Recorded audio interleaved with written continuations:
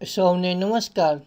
ઘણા બધા મિત્રોની કોમેન્ટ હતી કે આપણે એપ્લિકેશન કરી હોય, આવકનો દાખલો છે, રેશન કાર્ડ છે અથવા તો સોગંદનામું, તે એપ્લિકેશનનો નિકાલ કેવી રીતે કરવો, એટલે કે ડિસ્પોઝ કેવી રીતે કરવું, તેના માટેનો આ વિડીયો છે। નવા મિત્રો છે કે જેમને એ ખબર નથી કે એપ્લિકેશનને ડિસ્પોઝ કેવી રીતે કરવી, તો તેના માટેનો આ વિડીયો છે। તમે જેમાંથી એપ્લિકેશન કરી હોય ત્યાંથી જ ડિસ્પોઝ થશે। માનો કે રેશન કાર્ડ માટે એપ્લિકેશન કરી હોય તો રેશન કાર્ડ માટે ડિસ્પોઝ અહીંયા આપેલું છે, આવકનો દાખલો, રહેઠાણનો દાખલો, એના માટેનું ડિસ્પોઝનું અહીંયા છે।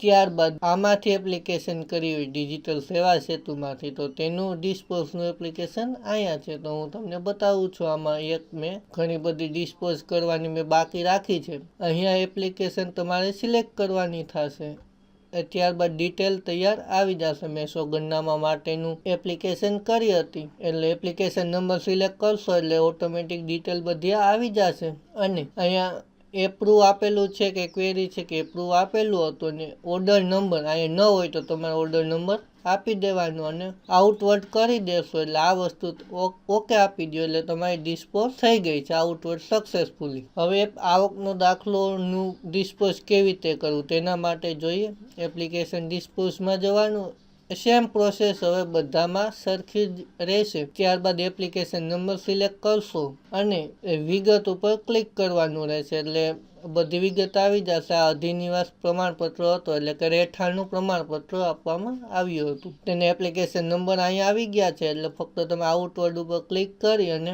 અહીંયા ઓકે આપશો એટલે આ મેસેજ એ છે કે એક વખત તમે અહીંયા ડિસ્પોઝ કર્યા બાદ તેને તમે ફરીથી પ્રિન્ટ નહીં કરી શકો, એટલે તમારે પ્રિન્ટ કરવાનો બાકી હોય દાખલો તો પ્રિન્ટ કરીને પછી આઉટવર્ડ આપવું। ઓકે, આવી રીતે તમે છે બધી એપ્લિકેશન આઉટવર્ડ આપી શકશો એટલે કે ડિસ્પોઝ કરી શકશો। આપને આ વિડીયો કેવો લાગ્યો, આપનો પ્રતિભાવ જરૂરથી જણાવજો।